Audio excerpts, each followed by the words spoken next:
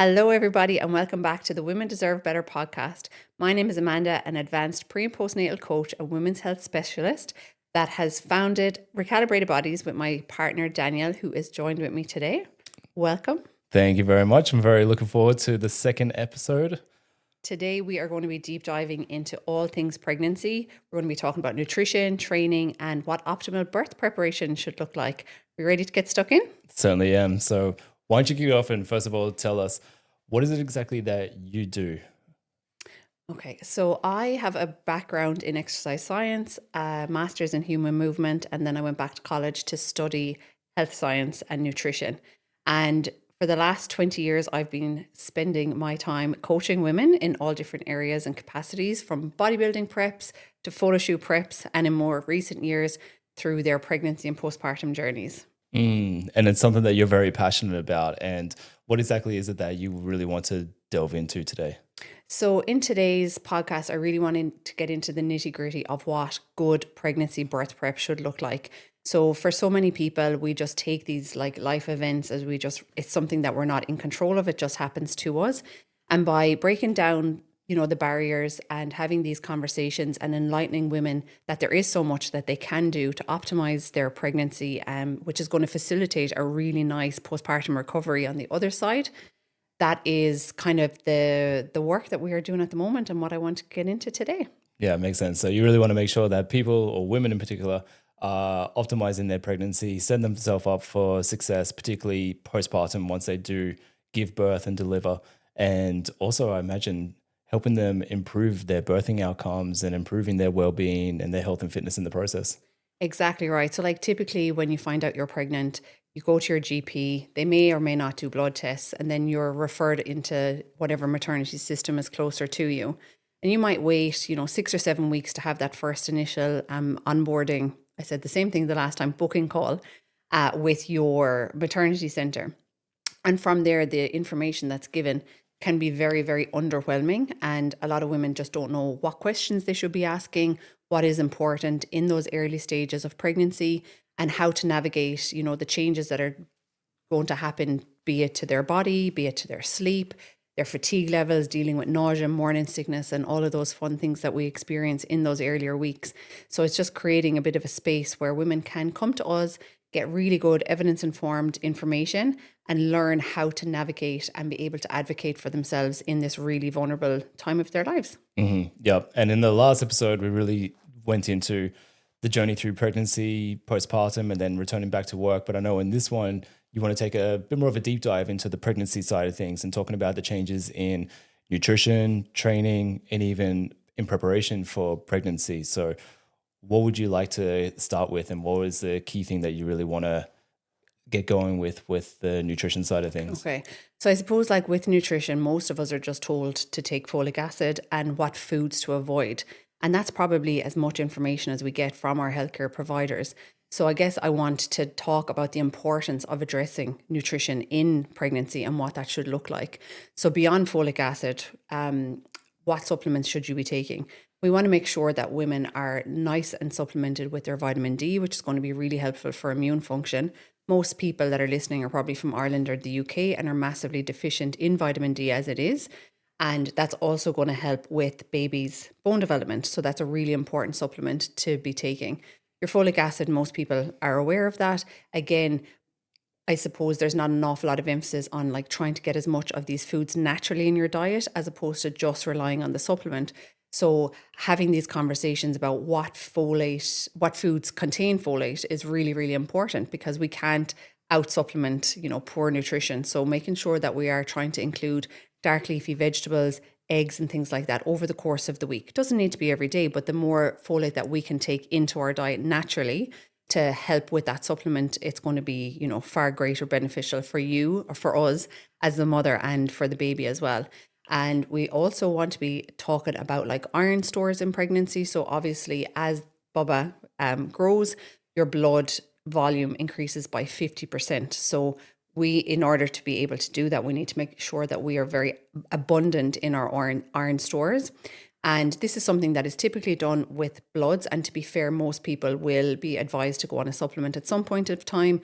But again, there's not an awful lot of information about like what can you do naturally as opposed to just avoiding that supplement. Making sure we're taking vitamin C to help with the absorption. With that, introducing an omega-3, which not only is going to eliminate that baby brain and fog that we experience, but also help with like the neural development of the baby with their development in those earlier stages too.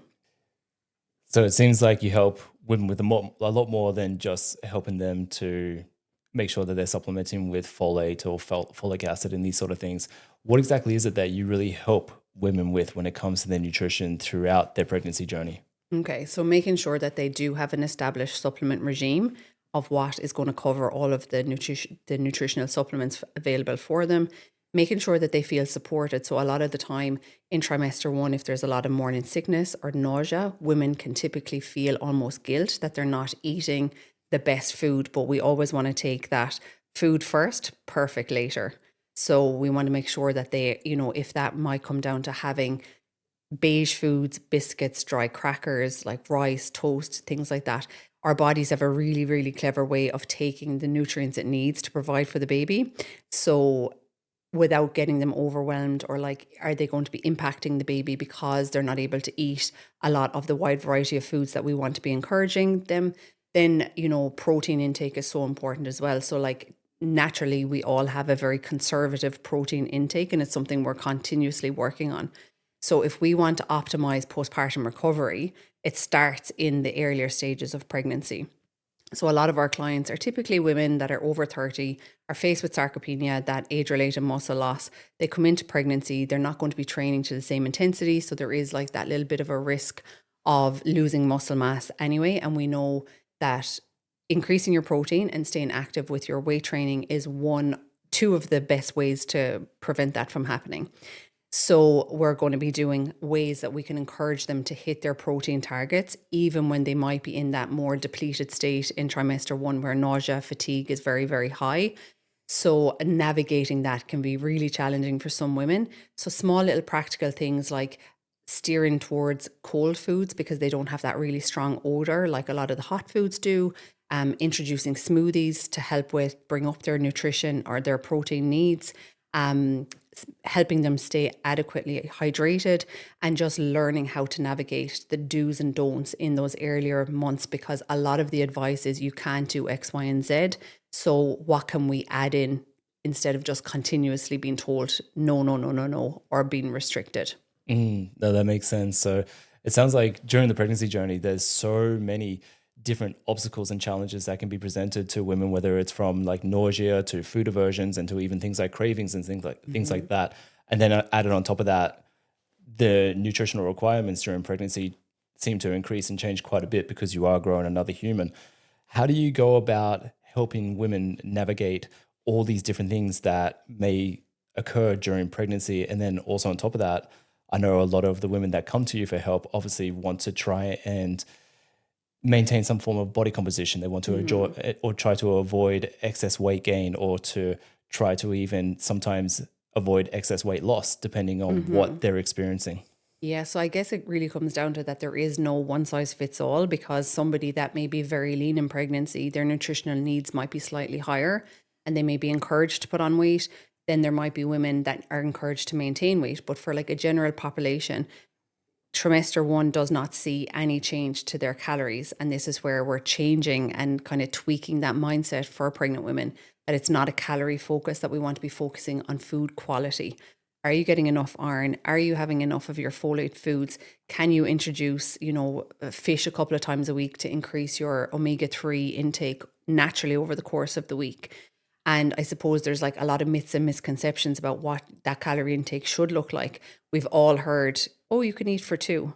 Like, I think a lot of women back in like the 80s and 90s, that was kind of the mentality and approach that they took. And for the best part, for most of the general population, we know that nutritional needs do not increase until probably latter trimester 2 and into trimester 3. And even at that, it's not an eat for two mentality. It's like increase your calories somewhere between 3 and 500, which is a small meal or a snack. It's not, a whole other amount of calories that you need to be consuming. And what that does then is just like giving the women so that they can be more empowered to make decisions around what their food could look like. Yep, that makes sense. And how have you found that a lot of pregnant women tend to find those different stages of their pregnancy in terms of managing, say, like their food intake and how it may then result in changes in their body and concerns around gaining too much weight or losing too much weight? How have you found that typically impacts their choices and their behaviors and how they eat overall? Yeah, that's a really good question, actually. And I think it's like there's this, I suppose, notion that when you're pregnant, like we are almost untouchable and we can do what we want and like everybody can make their own decisions. We're all adults. But I think a lot of women now are actually taking the driving seat in their pregnancy because of a result of these conversations, so that they may be more mindful of their, their weight increase. They may be more mindful of their body composition. And for me, giving them that safe space to have these conversations, like we discussed on episode 1, I struggled with the changes in my body composition after coming out of bodybuilding prep and then falling pregnant. And that's okay. A lot of women really do struggle with body image in that pregnancy. And just giving them that safe space that they can say, oh gosh, I don't feel great today. My energy is low. And like typically, it's not just the aesthetic, it's the whole myriad of symptoms of being pregnant that comes with it. So for me in particular, I really like to have those conversations with women because we know if they can articulate how they're feeling in their pregnancy, it's less likely that they're going to have a lot of those postpartum depressive anxiety type of symptoms on the other side of things. So when they are in control and they know what they need to do, they feel more empowered. And that is the whole purpose. Like, give women proper information so that they can make an informed decision about how they want to manage their pregnancy moving forward. And I think that that's a really, really important thing for anybody listening, that you are in the driver's seat, regardless of what stage in your life or what, physical um, thing like pregnancy or postpartum that you are going through. Yep, that makes sense. So it seems like from what you've experienced is that a lot of women tend to struggle with the pregnancy side of things because they almost don't have enough information and that they feel like they don't have control over the pregnancy journey and how it's changing their body and what they should be doing to help manage those changes in their body. And it seems like you really focus on helping to inform them, but also help them make the right decisions that are going to be based on what they want out of their pregnancy journey. Exactly right. Because there is a lack of information given. I mean, the systems typically around the world are overrun, even when you are in like a private institution or facility. So I think, giving women all of the information, giving them, what ACOG, ORCOG, NICE, and all of those institutions are sharing, and allowing them to feel like they can make the decisions for themselves is so empowering. And like when I say you cannot discount that feeling that you are advocating for yourself, learning the information and being that person that's making the decision, how that's going to impact their mental well-being, because there is a huge sense of loss in pregnancy as well. Like we spoke about, career changes, productivity drops, your energy is lower, you may not be able to train for weeks at a time because of those changes in energy levels, and there's a higher degree of fatigability. Whereas when you can present this information to women and they're like, okay, you may not be able to do X, but we can do Y, it just keeps them in the driver's seat to be able to make those decisions for themselves. And I've heard you talk about this a lot with clients on conversations and calls that you've had with them. And it seems like something that really resonates with a lot of women, or it seems to be a common theme, is that a lot of them do feel like they don't have a lot of control during their pregnancy and they're worried about the changes in their body. How have you found that them actually feeling like they have control and in another way do actually have control over their body? How has that improved their pregnancy journey and in particular their birthing outcomes? So I guess like a big piece aside from the nutrition, because the nutritional awareness and guidelines is so vague. So like if we talk about the training element, and that has such a huge, profound impact on their well-being, their mental health status, the actual development of the pregnancy itself, the labor outcomes. So I suppose when we help women navigate that journey through their training and keep them fit and active and teach them how they can move their bodies with confidence and how that can directly impact those birthing outcomes. Again, it just gives them a layer of accountability. It gives them a layer of confidence in their movement patterns and in their bodies themselves, and that they don't have to be restricted all the time. Because when you're told no over and over and over again, but not because it's the right advice, because a lot of the time it's just like unnecessary advice or uninformed advice from physicians or people that may just not be up to date with what the current research says, they just feel really like, again, that lack of control, lack of identity, and a lack of like change in their structure to their lives. So being able to guide them through that journey, especially through the training element, is so important, and it impacts the birthing outcomes no end. So like a lot of the time with resistance training, for example, we want to be encouraging women to be doing at least 120 minutes of getting their heart rate up, lifting weights that are suitable and, are going to be graded throughout the pregnancy, um, and getting them to feel strong in their bodies, particularly in trimester 1 and trimester 2. Trimester 3 is a little bit different because we're going to take out the performance element and we're focusing on the maintenance element of just maintaining strength, maintaining muscle mass, and easing ourselves into that like birth prep phase. But for trimester 1 and trimester 2, keeping women strong is going to help with reduce the risk of gestational diabetes, preeclampsia. It helps with body composition. It helps with keeping them strong in birth positions like the UFO position, upright, forward, and open, like keeping them squatting all the way through. It just has such a profound impact when they come into that like D-Day, as we call it, when, baby decides to come. And when they can be in control of that and make the decisions for them, it's going to have such a, beneficial impact to their health, physically, mentally, and set themselves up for the recovery on the other side of things. And that's where I probably notice it the most, is when women come back to me, a week or two after having baby and they're ready to start that postpartum phase. They know they've done they've laid the foundations and they've done the groundwork and homework. Yeah, no, that makes sense. And I can definitely see that. Like, we've had so many clients that you work with and our team has worked with that have been able to do things like high rocks races during their pregnancy, who have been able to continue training right up until the week that they give birth. And the stories that they share and how much how much they say that it empowered them and how much it changed their perspective on pregnancy is really unbelievable. Like, I know there's been so many women that went into pregnancy thinking that this was the end of them, that they were going to lose their body shape, that they were going to lose their strength and their fitness, that they were no longer going to be able to enjoy exercise the way they once did. And a lot of them rely on that a lot for like stress relief and for their own mental well-being.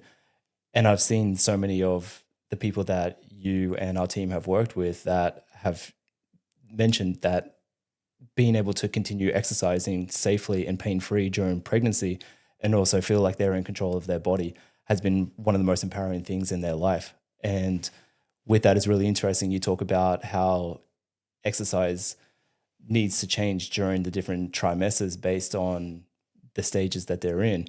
Could you shed a little bit more light on what are the typical changes that are necessary during these trimester stages and what is the reason for them? Absolutely. So like trimester 1, not a lot has to change, but we want to be managing fatigue. We want to be managing nausea. A lot of women may be under eating in that those few weeks because of those symptoms. So we want to make sure that their intensity might match where they are at in terms of energy availability from food consumption. So that's really, really important. We want to make sure that they are staying strong in these birth positions that will come later down the track. But much like a marathon, it's a performance event. It's one of the most physical endurance events that you're ever going to go through. And the prep starts obviously when they come to us to start laying down those foundations. So trimester 1 is all about maintaining strength, increasing strength even, because we'll have women that haven't lifted weights before, but we now know that it's very safe for them if they're in a low risk pregnancy to start lifting weights in a gradual manner, of course, and when there's structure and they're under, professional guidance with us. And so we want to be either increasing or at least maintaining strength. We want to be increasing or maintaining muscle mass. We want to be getting their core strong. So a lot of the time, there's this massive misconception about should you be doing core, like direct core work? And absolutely we should. Because if you think of all the morphological changes, like center of gravity changes, center of mass changes, bump gets bigger, breasts get bigger, we've got more inclined to be hunched over as a result of all of these physical changes. So we want to be able to keep our body nice and strong so that when we do come out the other side of it, that like our back and chest can support breastfeeding, it can support carrying a baby. You're not in pain. And the more that we do in to ensure that we're maintaining that strength and muscle mass in those trimester 1, 2, and 3, the less likely you are going to be experiencing that pelvic girdle pain, less likely to be experiencing back pain, and your recovery is so much more optimal. So that's what trimester 1 is typically about. In trimester 2, we see a surge in energy for most women. So they're ready, they're raring to get back into the gym. We might reintroduce cardio if we've had to pull it for trimester 1, if there was any nausea or morning sickness presenting. And we are going to push intensity a little bit because that's exactly what we want to do. We want to be able to drive these adaptations. And just remember, in low risk pregnancies, pregnancy is not an illness. It is just something that is very natural event. And we just want to, guide women through it in that professional nature that we do, but also giving them a bit of exertion. Like if you rock up to a marathon and you've done no training, you're going to be wrecked after 20 minutes of running. And it's the same with birth. Like birth can last from a few hours up to 24 hours, but yet we're expecting women to be able to perform, or at least like from like a muscular endurance capacity perform, and be able to maintain that. And it's very, very challenging. So in trimester 2 in particular, we're talking about like fueling for what happens when labor starts. And that's like a whole other conversation, which we will touch on because it's very interesting. But it's just using a little bit of common sense, like in not just, I suppose, associating pregnancy as an illness, but as a performance event that women can really take control of. Mm-hmm. Yeah, no, and that's a good point, that it is like a preparation, and it sounds like anything, the earlier that you do the work and the better the foundation is, the better the outcome is going to be at the end.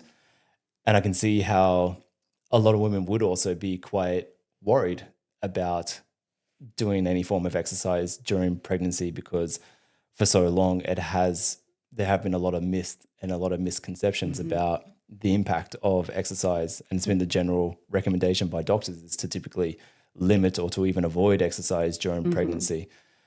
But it sounds like, so in trimester 1, it's kind of laying down the foundations and managing energy levels and fatigue and what you can do during that stage. And then T2 sounds like that's where it starts to get a little bit exciting again, where you can start to push intensity and you can start to focus a little bit more on training harder and being able to do a little bit more. What about T3? What happens in that stage? So in trimester 3, like I said, we're moving away from the performance element and we're working towards maintenance. So like maintaining that strength, maintaining that muscle mass to our best capacity, but mainly we're switching a little bit more to the birth prep here. So we're going to be doing inversions to optimize fetal position.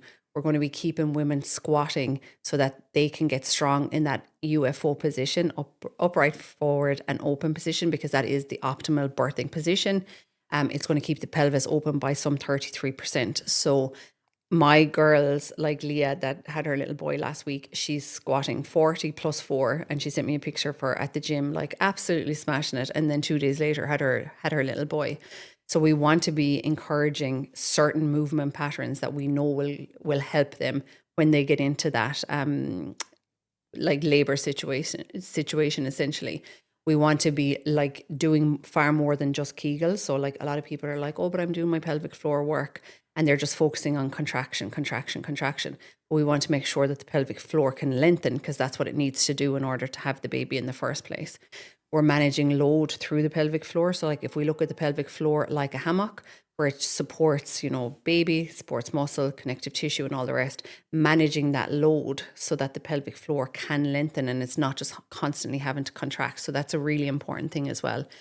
Then we are looking at, is there anything that's causing aches or pains? Because this is typically where it will come, where those ailments will pop up. So like some women, we might need to take out unilateral work. So like we may not be able to do lunges, and we might need to stick with, like a squatting position, for example, or we might need to do it assisted, because obviously bump is so much bigger. So now we're looking at like stability and coordination comes into it as the bump gets bigger. So there's like a whole transition from T1 all the way through to T3, where it's just managing where women are at. And some women are fine and they saunter through and they don't need as many modifications compared to other women. And that's why we can't, have these blanket statements for women in pregnancy, because it really comes down to the individual that's in front of us and like assessing their movement patterns, how they're feeling in their bodies, and if anything feels off, and making modifications to suit. That's super interesting. And even just thinking about it from like a sporting perspective, like using my strength and conditioning background, this is exactly what you would do with an athlete. If they were preparing for a specific event, like a marathon or a specific sport, like football or whatever it may be, you would start with some form of foundational training. And then closer towards the event, you would start to get more specific Yeah. so that you can actually be prepared for the specific demands of that event or that a sport. And it sounds like pregnancy is no different to that.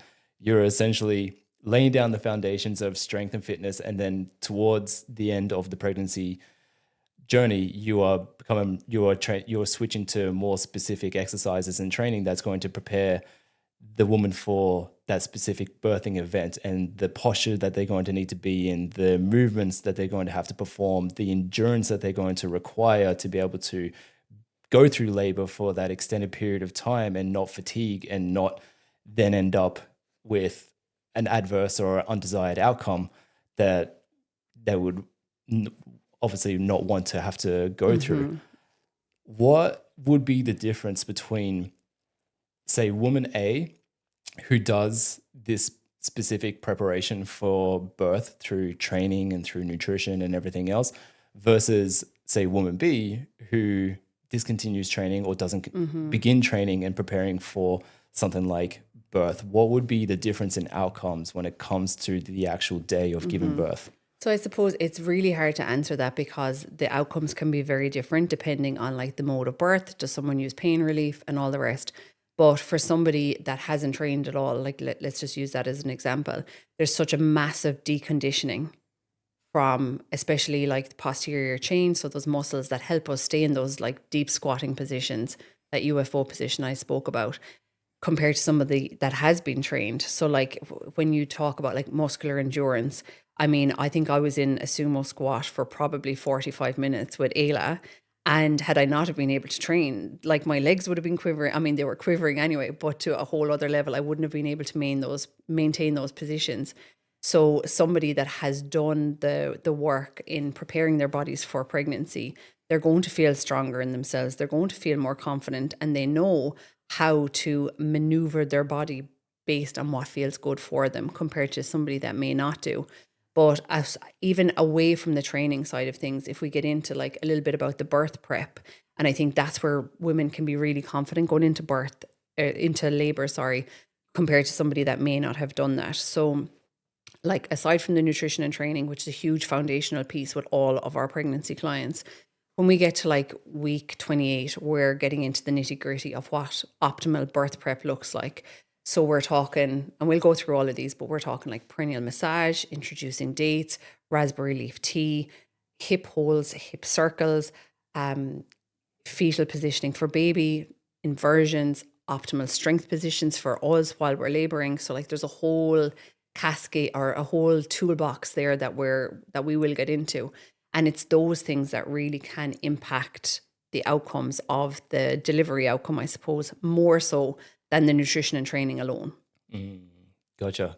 Yeah. So again, you're preparing these women like athletes almost. Like you're essentially preparing them to be able to cope with the stress, the demands, and the physical exertion of labor, but also helping their body with certain techniques, certain supplements, certain nutrition protocols that are going to help allow their body to make delivering easier, more efficient, and provide a better outcome by the sounds of it. And again, that has such a huge knock-on impact on the postpartum recovery stage, which we can touch on. But first of all, your face has lit up now that you can compare pregnancy and delivery to a sporting event. Now it makes sense for men. Okay, we've just hit the nail on the head. So that's great for any of the guys that may be listening. That's really funny. So yeah, it's exactly that. So like when we come to 34 weeks, for example, we're going to introduce perineal massage. Why? Because it's going to help the tissue to be able to expand. It helps women, I suppose, feel what it's going to feel like on the day, not to the same extent, but we are doing a little bit of that preparation of that tissue there. What does that do? It reduces the risk of episiotomy, it reduces the risk of tearing, and it improves birthing outcomes as a result of that. It reduces the risk or the need for interventions with like forceps or vacuum as well. So there's a lot around that. So again, we're having conversations with women to prepare them for that, much like sports massage or something along those lines. Okay. And then when we look at it from like a mindset perspective, and I know that you're really going to enjoy this, but one of my sports psychologist lecturer in UL, he worked for the Munster rugby team, and he always used this analogy of when, you know, the guys that go up in the line out, catch the ball, what you call them? Um, You know who I'm talking about anyway. Yeah. So they would practice catching that ball through like affirmations, imagery, like just having that constant in their head.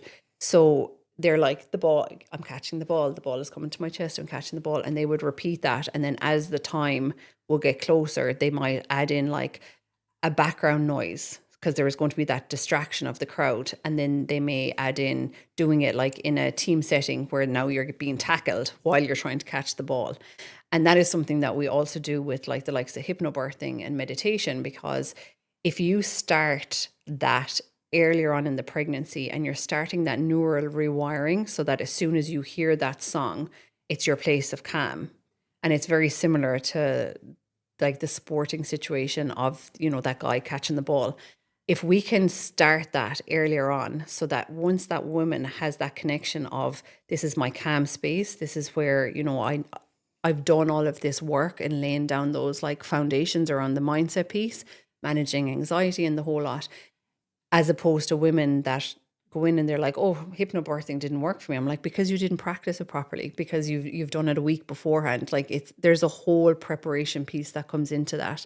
So that's something that we always do with our clients as well. And there's many courses that we've done together and that I've recommended them to go on, but it's something I'm going to be reminding them on the app, you know, with their habits. Did you do your hypnobirthing tonight? Did you listen to your tracks? Because that is so empowering for women because it brings them back to that safe space of calm. Then we're looking at raspberry leaf tea, a uterine tonic. Now, is the research absolutely overwhelming? No, but are we going to try everything that has some degree of helping women when they are in this arduous event? Absolutely. So we're going to be introducing that in and around the 32 weeks. That is a really nice thing in terms of it's going to help with hydration status, which women like drinking plain water when your bump is so big and your belly is, there's just not a whole lot of room, can just be a way of increasing hydration naturally. We're going to be looking at, you know, dates from 36 weeks. So 80 grams of medjool dates every day can reduce stage 2 of pushing. It can help with bringing on labor. It can reduce the need for induction. Like there's a whole myriad of benefits to that as well.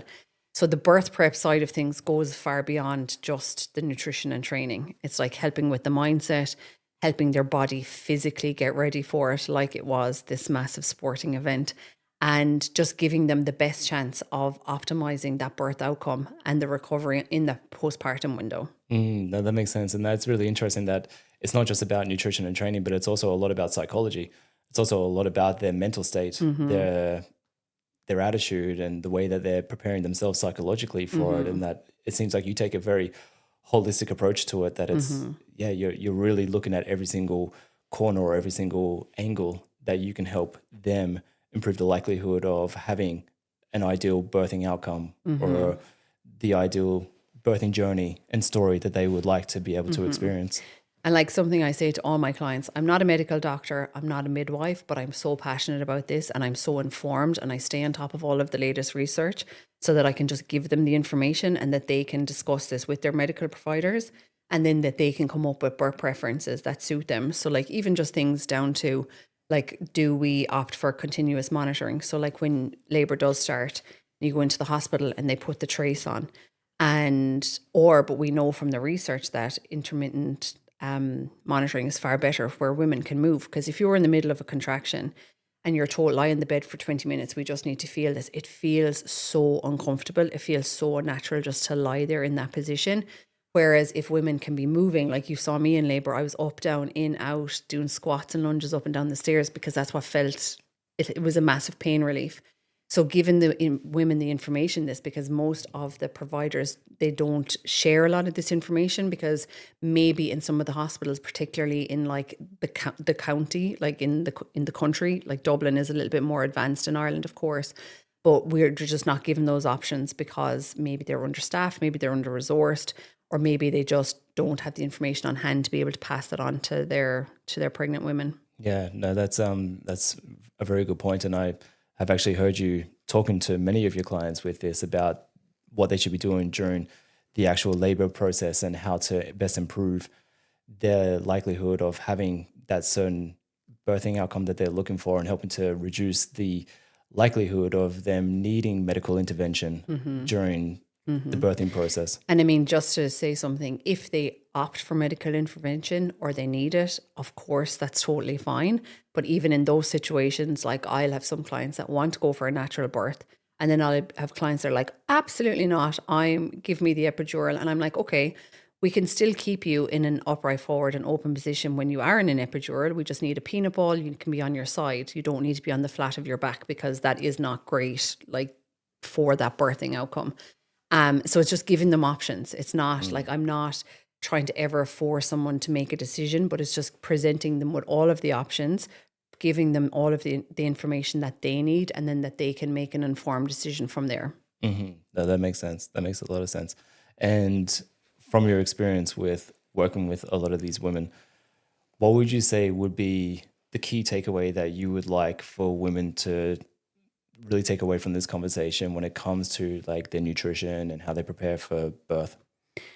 Oh, it's a great question. So I guess like the biggest thing for me is like empowering women that they can advocate for themselves and know what the right questions are to ask, because nobody really is forthcoming with a lot of the information. You need to go there prepared with the questions.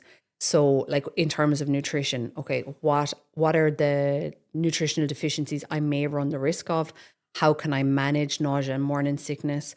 How can I take away some of the guilt if I am only eating beige foods? Like that is the question I get all of the time. I feel really bad because I don't have an appetite for anything else. I just want biscuits or I just want rice cakes or whatever. And like that's where we come back to food first, perfect later. That nausea for most women does pass come the 13, 14 weeks. And then we can focus on more nourishing foods. So again, it's just like giving them that space to know what they should be doing in that from like that nutritional angle.